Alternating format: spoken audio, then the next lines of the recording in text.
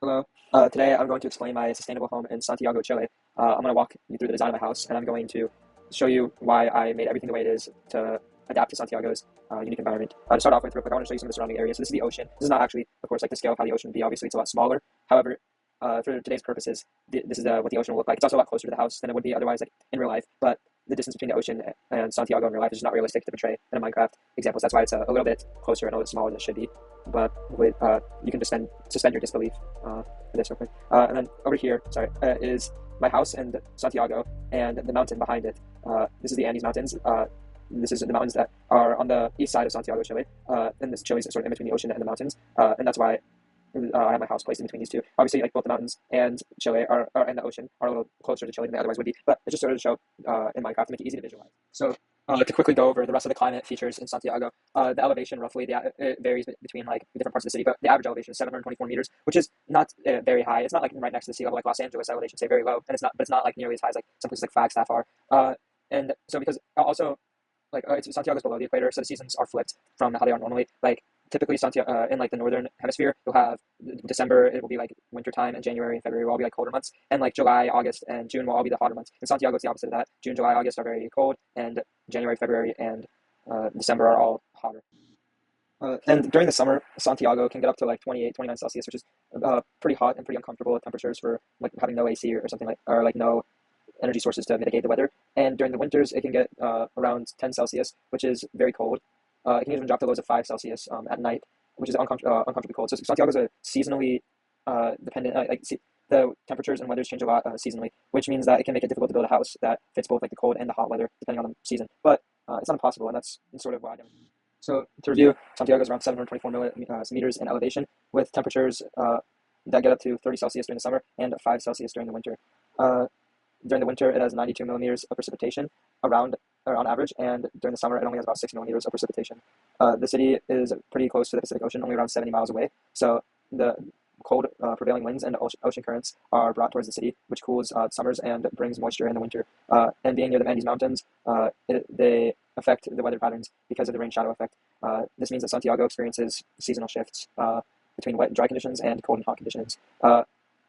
So now I'll be showing why sort of my home is built in a certain way to adapt to those conditions. But before that, I also want to show the area around my home. This is village. It's sort of going to be like a placeholder for Santiago, the actual city. This is just to show like that there are other people like around the house that I built. I feel like it helps in visualization of some of the things I built. This is the sewage system for Santiago that I built. It also helps in visualization for some of the parts of my house. And this is the main attraction of the house that I built. So the material that it is built out of is stucco, which is great for places like Santiago. It's in between hot and cold seasons. And stucco helps regulate the temperatures, and it insulates against heat in the summer and the hot in the summer and the cold in the winter.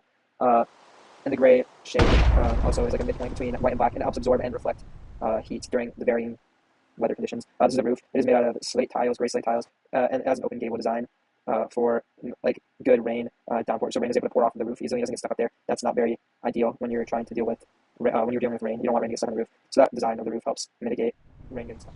I would also like to mention that the house is facing towards the ocean, which is the Pacific Ocean, towards the west. And the reason for this is, if I can rewind real quick, the ocean is gives Chile or Santiago prevailing. There's prevailing winds coming from the Pacific Ocean that are going towards Santiago.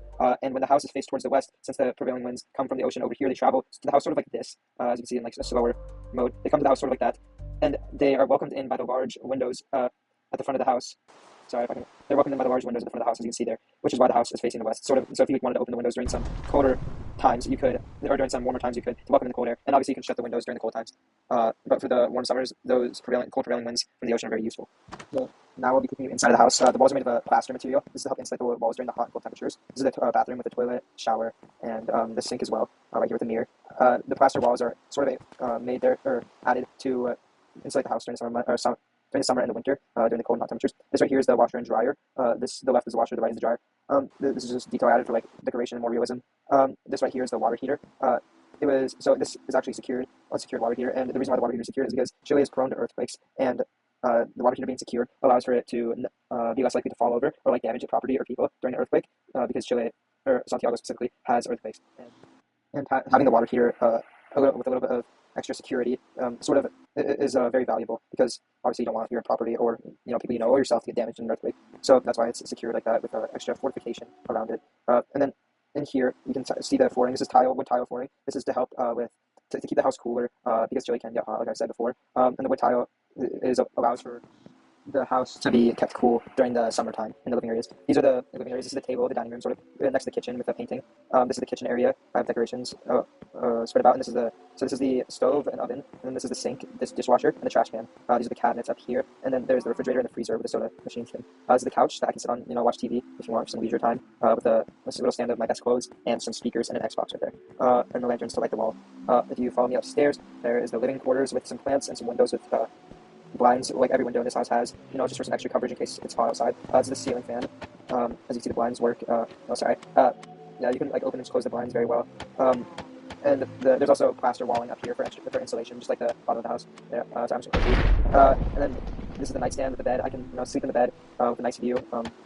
And this is see these blinds are functional as well. And inside of here is probably my favorite, or like at least the best design room. This is like the closet area with the closet. I put my clothes in this chest there, and like the well-designed ceiling with a nicely tinted window, and then a bookshelf with like a study area, and different colored carpet. This carpet is done in a way that it sort of maintains like the neutral gray tone because some of it is black, some of it is white, some of it is gray. So the house will be kept like in the gray zone, or like in the middle area between hot and cold weather, so it can be adapted to both and can work and fit both temperatures. I wanted to show off the ceiling fans. These fans will be able to spin both ways as well. This one up here. Both of these fans will be able to spin both left and right, or like counterclockwise and clockwise. And this is so that way, depending on the season, you can either have like the air become warmer or colder, like the air in each room. And this will be helpful since Chile can be either hot or cold depending on if it's summer or winter. And then up here is these solar panels that power the house. Right now, they're not going to get any energy since it's raining inside of the game, but theoretically, it's Chile sunny most of the time, so they will be getting energy. And that's what powers everything, including the lights and the ceiling fans up here, the dual direction ceiling fans. Now I'd like to show off the water transportation more. This is the pipes that the house gets water from. Sorry about that. These are sourced from the micro river down there. And there's a whole pipe system built around it. The micro river gets the clean fresh water and is sterilized in these pipe systems, sort of how it's done in real life. So I built that to show that. And then this is the sewage system where the wastewater goes. And since wastewater is irrigated and farmers' crops are like used for irrigation for farmers' crops, I connected it to one of the farms in the village that represents the rest of Santiago. And now, before this video ends, I just want to mention that this was recorded before and then I have voiceover. I apologize if there's any like delays in my voice. There's no way for me to record it and like play the game and commentate at the same time. So this is the best I can do. Yeah, apologies if like it didn't come out exactly like some things were delayed. It didn't come out exactly right. That's like because of the delay during commentation, while compared to like the audio and visuals from the original screen recording. It's a little weird, but hopefully it was understandable and you could see the things that I was pointing out as well. But yeah, that's pretty much it. This house, just to review, it does not. There's no basement included. I didn't show it in the house because there's no basement because Chile is seismically active and it's just not worth the time or effort to include a basement. And the reasons to review the reasons why the house is built in a certain way is because Santiago sits at around 724 meters in elevation, with some parts being higher or lower, and it has warm summers that can get up to 29 Celsius and cool winters that can get down to 5 Celsius at night.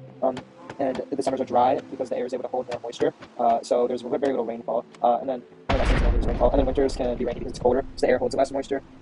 Around 92 millimeters of precipitation is the average normally that Chile will experience during the winter. And since the city is close to the Pacific Ocean, the cold ocean currents and the prevailing winds cool the summers down and make Chile colder than otherwise would be at around negative 33 degrees below the equator. And since Chile is also close to the Andes Mountains, these affect the weather patterns with the rain shadow effect. So Santiago is on the windward side of the mountains, so it does experience more moisture than the side of the mountains after, or like the other side of the mountains after the air rises and precipitates because it gets colder as it goes up the mountains.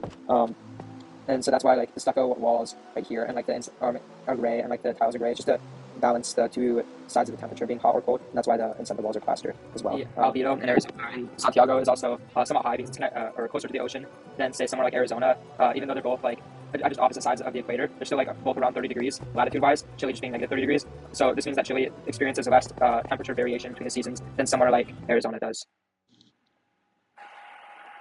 So that is really all I wanted to say about like the climate factors and how the house is built. I just wanted to restate the climate factors in case they weren't really like clear, like why I built the house in a certain way according to the climate factors. In case of like technical difficulties made it difficult to understand. Hopefully now it's more clear of like I understand the climate factors in Santiago, and I built my house like according to those, like with the windows in the front of the house to help welcome in the prevailing winds during hot times, the cold prevailing winds during hot times.